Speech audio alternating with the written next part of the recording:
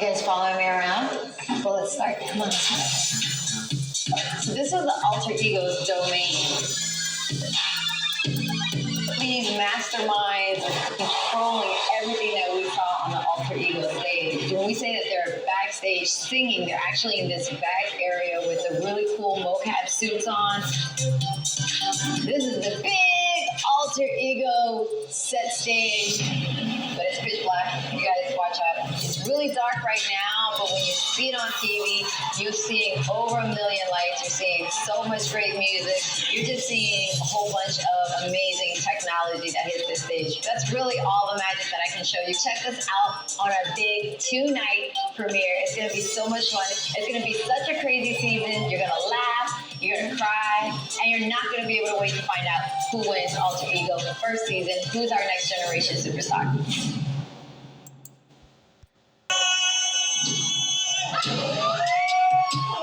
Join me for a look behind the scenes. What's up? This is Will.i.am, and this fall, Fox reinvents the singing competition. Join me for a look behind the scenes of Alter Ego. Nick, can you explain the technology for me? I cannot. The technology behind this show is truly revolutionary. It's taking a real stage with light and mixing it into the actual virtual world. They won't perform as themselves. They'll be given a chance to transform into next generation superstars. We put on a bodysuit, which is really tight and leaves nothing to the imagination. So you'll start there, I'll put you there. The technology in the show is thoroughly amazing. First, the singers choose their alter ego avatar. Alter egos can have different color skin and types of bodies, and they can be superheroes. Motion capture and facial recognition technology combine to allow singers to reinvent themselves and showcase their unique performance style. Were your tattoos moving during the performance? Like, what? Whoa! Tattoos have come a long way since I got one. Let me tell you something. Using cutting-edge technology and augmented reality, singers' alter egos are transported through the lens onto the real-world stage. Yep, in front of us. All of my actions and my voice will be duplicated by Night Journey, my alter ego, out on the stage in front of the judges. Some stuff happened, kind of led to some physical limitations for me. My alter ego can do more than I can. Tune in for a special 2-night premiere of Alter Ego, where dreams become reality like never before.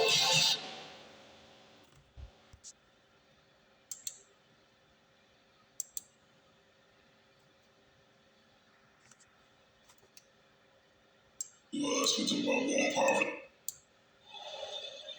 Calling the mayor of Quantico base, Kevin Brown. I'm hoping I can meet Ms. Biden to speak about war and poverty. Found a foolproof way to make billions of people billionaires and trillionaires. We should remember by the time the appropriation worth all the money around the world consecutive times through one company donated to every time there's a transaction. These $1 million checks that everybody will be able to have the strategy to take a percentage from each person that gives donations based on some support of billions of people and create a large amount of donations for donations for time in history. Billions of people get to make billions of dollars to exchange, working for donations and having their money work for them like investors. So call me Kevin Brown. Yeah, Quantico base. He was a split percentage. The kickback makes people that receive donations investors, so they continue to give. So everybody comes out. So everybody comes out and gives a percentage for billions of people to make them billionaires and trillions of dollars for billions of people, billions of dollars, $100 for billions of people. Equals trillions. Hi, you've reached the cell phone of Kevin Brown. Please leave your name, number, and a brief message, and I'll be back to you as soon as I can. Have a great day. At the tone, please record your message. When you've finished recording, you may hang up or press 1 for more options. Hey, Kevin Brown. This is Francis Wiafe. I was hoping I can meet you tomorrow sometime so I can talk to you about meeting Ms. Biden. the White House, there's documentation that the White House know about gay assault and electronic harassment, and I'm trying to use my story to end poverty. And Ms. Biden has a campaign about war on poverty, and I painted her in 2013. So I'm hoping that she has a way to resolve the crime that's being committed against me, and so I can play on Sunday's game versus Indiana Pacers. Me playing in the Wizards jersey as one of the players, and that way of raising awareness to the one account holder that can create a way for billions of people to have billions of this opportunity, instantly scheduling while working around the documentation with me hitting a jump shot, raising money for justice. So it makes me like a GoFundMe with my story promoted all over the world. Billions of people, we get to make billions of trillions of dollars while waiting for the $1 million check. Every time this transaction between photos and videos with the raising awareness on how to end poverty while helping me to raise money for justice all at the same time. So again, it makes you a billionaire to trillionaire, as well as all social media users, while waiting for the $1 million check. It helps me to get $1 or more for billions of people that help contribute to my viral challenge to help me to raise money for justice. Proven case through the NBA, the NFL, Major League Baseball, and other entertainment that has a mass following. So I have different people using my letters from a distance through the gay stalking, electronic harassment technology. So I'm like an alter ego, reality TV show type of scenario, but I'm really implanted with nanomicrochip implant, and I'm trying to again still do my reality TV show documentary. It's definitely going to be a movie about my story, and using alter ego will get the reality TV show to pick my story up once the proven case is documented within the news. So call me back anytime. My number is 540-273-2903. Get me back as soon as possible. Again, I'm trying to meet up with you tomorrow before Sunday's game versus the Wizards versus the Indiana Pacers. Thanks.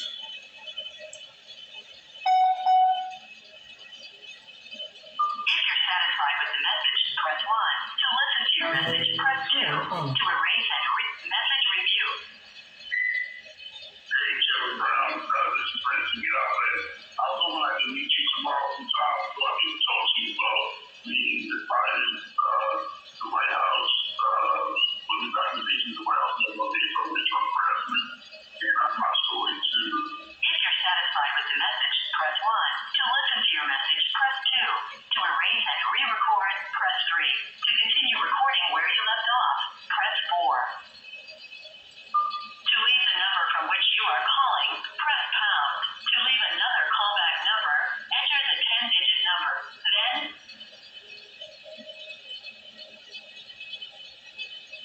phone number 54027329003.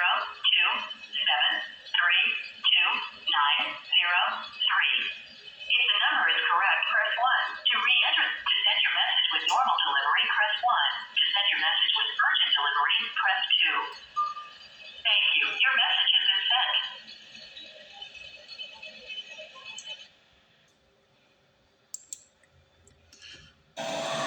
Hello, I'm Dr. Catherine Horton. I would like to explain in this video remote neural monitoring.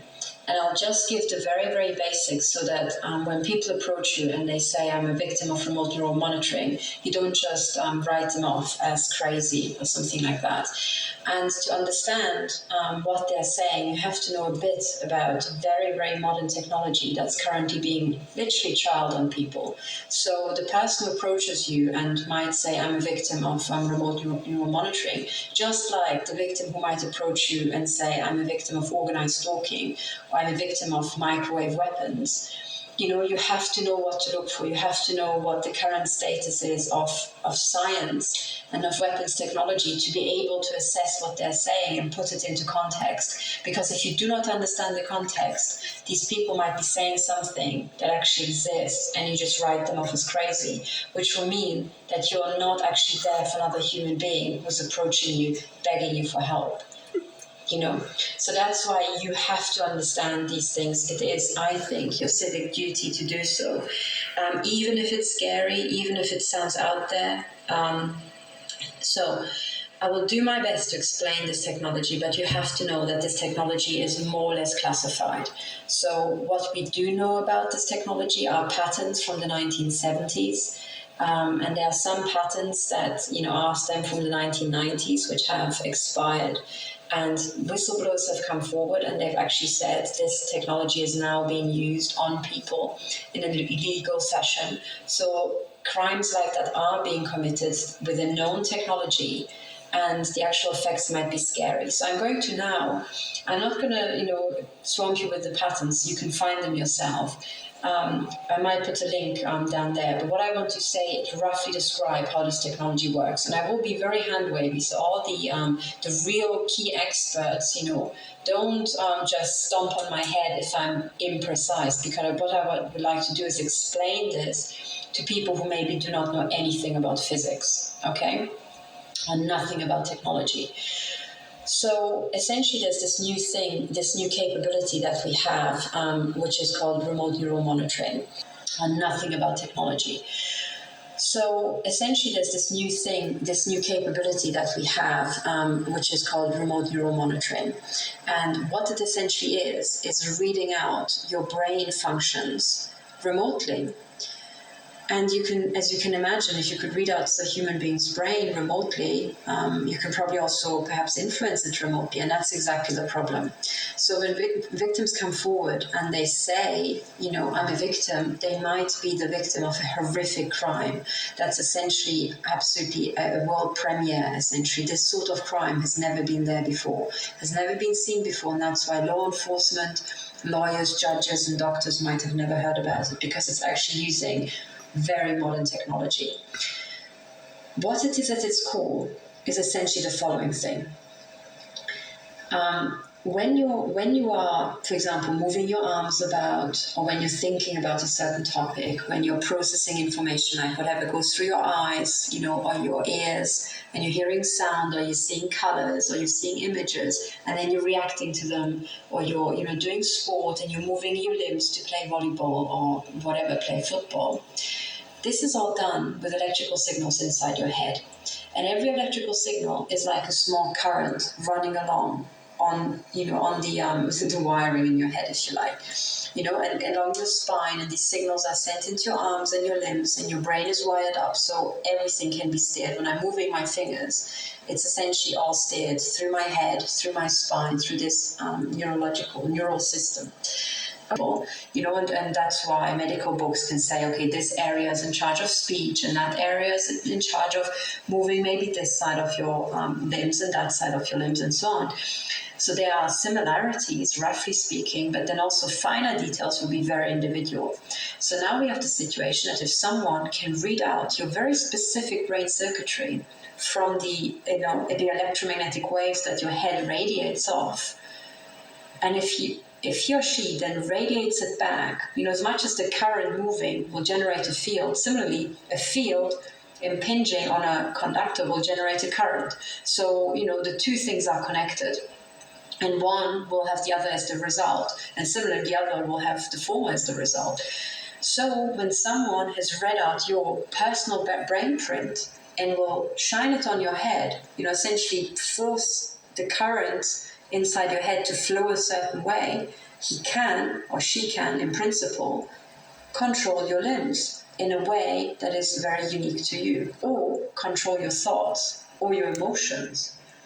And it sounds sci-fi, but then again, so many other things sounded sci-fi before. The car sounded sci-fi in the days when we only had horse carriages. The computer sounded sci-fi in the days when we only had typewriters, And mobile phones sounded just so sci-fi just a couple of years before, when mobile phones were either this big or, we only had wired telephones, and, people would have thought, what, you're telling me that one day there will be like, yeah, a satellite system, an entire freaking satellite system there just for you, just so that you can send each other, WhatsApp messages over like a little device. Yeah, right, But then again, here it is, so sounded sci-fi before, but now it's not. And similarly, this is now, if people are being attacked or tested upon with military technology, then of course it will be classified. Of course it will be ahead of what you know. That's just what you expect, right? I mean, the military is not going to test equipment from the 1970s, right? Because they know how that works. Okay, so they're not going to bother with that. If they test anything on people, it will be new stuff, so stuff you haven't heard about. So I'm telling you that now the scientific development is such that, you know, we can read out the electrical signals from the brain, and we can force the current inside the brain to flow a certain way based on these signals by just sending the signals back. And this means, because depending on what you want to do, it could be very similar between people. So if you just want to make their limbs or one side of their body jerk around, then it's very easy because you radiate the other side of their skull. So, you know, this brain hemisphere is in charge of that side of your body, and this brain hemisphere is in charge of this side of your body. So, you know, if you just want to say left or right, then this will be very common to all human beings. And if you just irradiate, you know, the left-hand side of any human being, you will be moving the right, okay? But then there are other things like thoughts and feelings, which might again have similarities between human beings, but might also be quite specific. So, you know, you see that the more detailed you would like to get, the more you need very, very detailed, very sensitive sensors to read out the brain print, and very, very good computers and very high processing power to then, you know, kind of demodulate the signal that you're getting and make sense of it, you know, because so many things will be overlaid. But now the processing power seems to be there, that if you've read out one signal, you know, once over 5 minutes, and you say you've got a week to just send it to an entire server farm, then you might be able to deconstruct it. So after a week, you can send the signal back and suddenly steer a human being. Do you see? So it's all dependent on the sensitivity of our electromagnetic field sensors and our processing power. And both of these capabilities have just exploded exponentially. I mean, processing power for sure, but also the sensitivity, you know.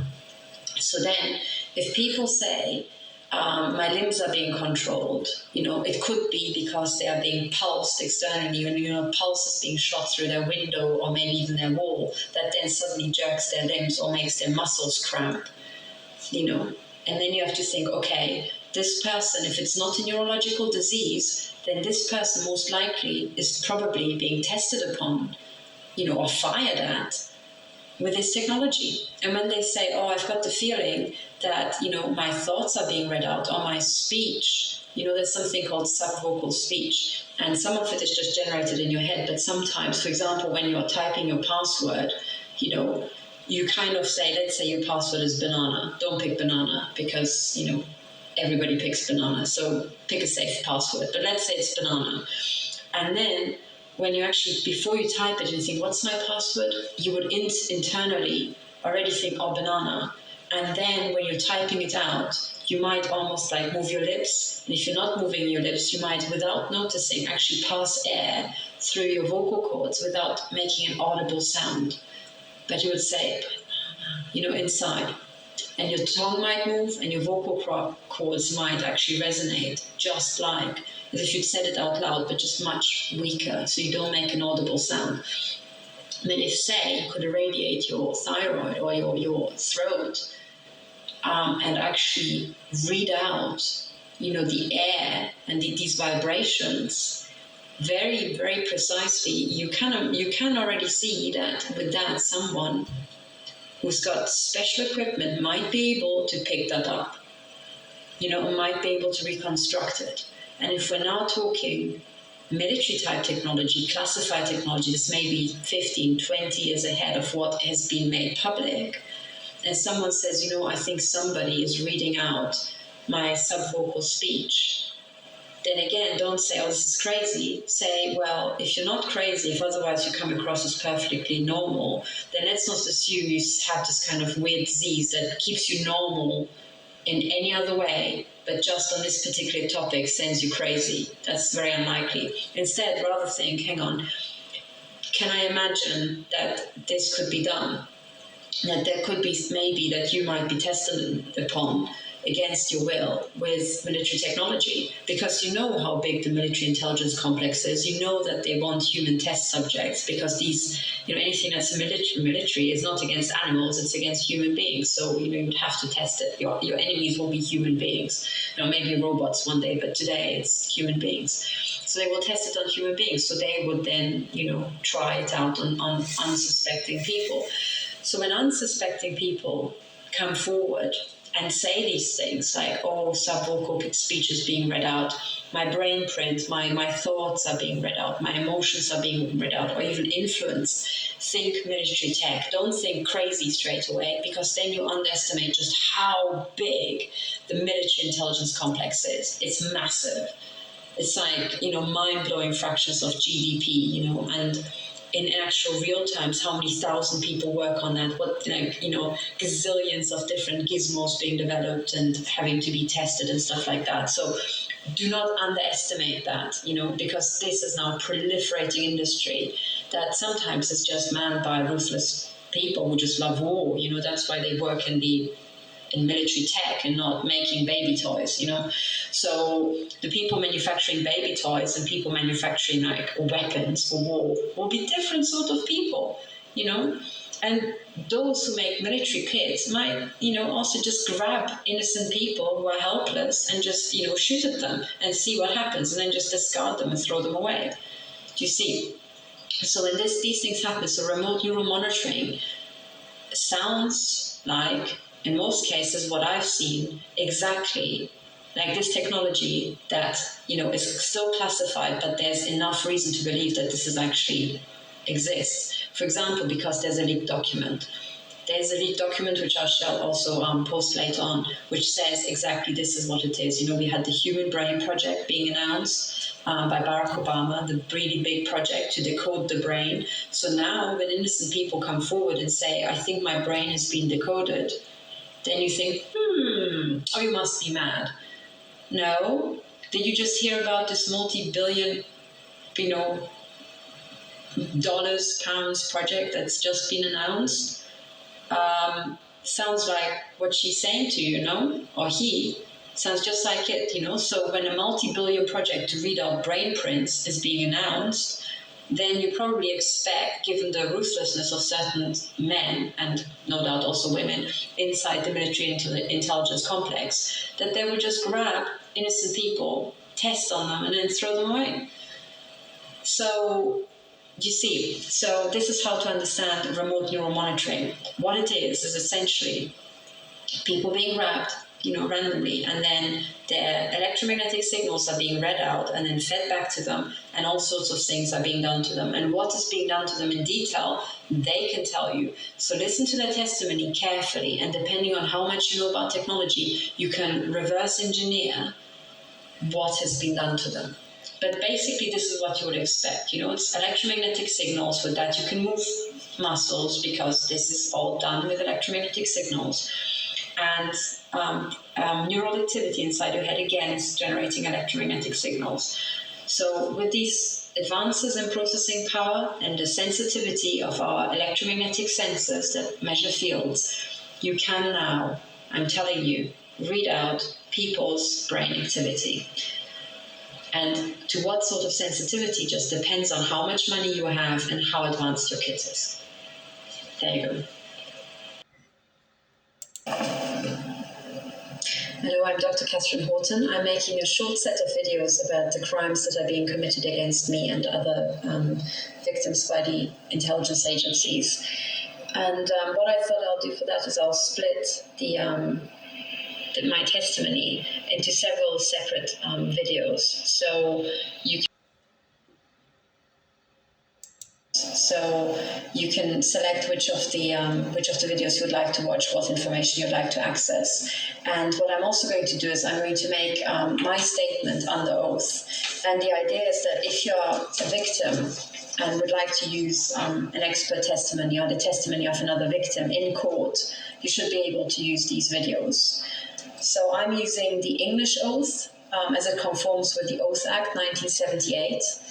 And this should be recognized. It's recognized by the English courts, so the idea is that other courts should also recognize it. And I'm going to make my statement under oath. And the idea is that if you're a victim and would like to use an expert testimony or the testimony of another victim in court, you should be able to use these videos. So I'm using the English oath as it conforms with the Oath Act 1978.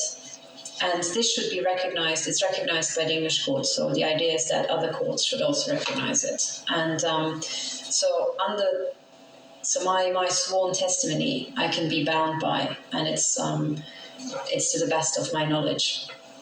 What I'm going to use is the witness affirmation. There are two versions of the oath. One of them is the religious oath in the UK courts, but you can also use the neutral witness affirmation if you're an atheist or you just want to have the neutral oath.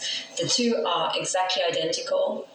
One is not better or stronger than the other. You're equally bound to say the truth, in a court of law under both. So I'm using the witness affirmation. You can Google that as prescribed by the Oath Act 1978, which is still binding in the UK courts. So I do solemnly, sincerely, and truly declare and affirm that the evidence I shall give shall be the truth, the whole truth, and nothing but the truth.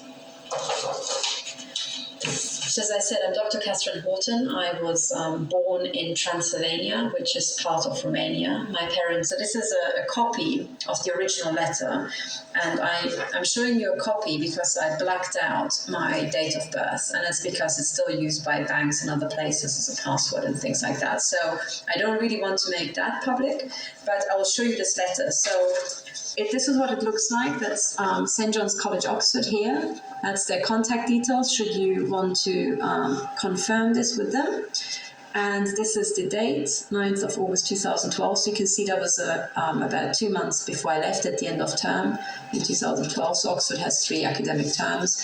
And it says, this is to certify that Dr. Catherine Horton, data size confirmation that requirements these days, if you become a research fellow, have completely changed. So hundreds of people applied and eventually I was selected by a panel. But you still don't have a work contract. So the only thing you get is if you request it, and only if you request it, a letter, a confirmation letter by the college office that you indeed were or are a fellow at that college. So what I will show you now is this precise confirmation that I requested before I left Oxford, just so that I can prove, later on that I really was there. It was completed, or it was actually given to me on 9th of August 2012 by Joy Axtell, who was the college office head of the college office. She was the college office administrator. That's her official title. And what I did, so this is a copy of the original letter, and I'm showing you a copy because I blacked out my date of birth, and that's because it's still used by banks and other places as a password and things like that. So I don't really want to make that public, but I will show you this letter. So this is what it looks like. That's St. John's College, Oxford here. That's their contact details should you want to confirm this with them. And this is the date, 9th of August 2012. So you can see that was about 2 months before I left at the end of term in 2012. So Oxford has 3 academic terms. And it says, this is to certify that Dr. Catherine Horton, date of birth, scrubbed out by me. Yeah. Hang on. Maybe you can sit better like that. With the paper behind, is employed as a full-time junior research fellow in physics at St. John's College, Oxford University. St. John's College, University of Oxford for the period, can you read that? 1st of October 2008 to 30th September 2012. Stamped St. John's College, signed Joy Axtell. Okay, so you can call St. John's College and confirm that indeed I was a fellow there. And there's this, you know how we've got this rivalry between Oxford and Cambridge. And essentially, if you're at Cambridge,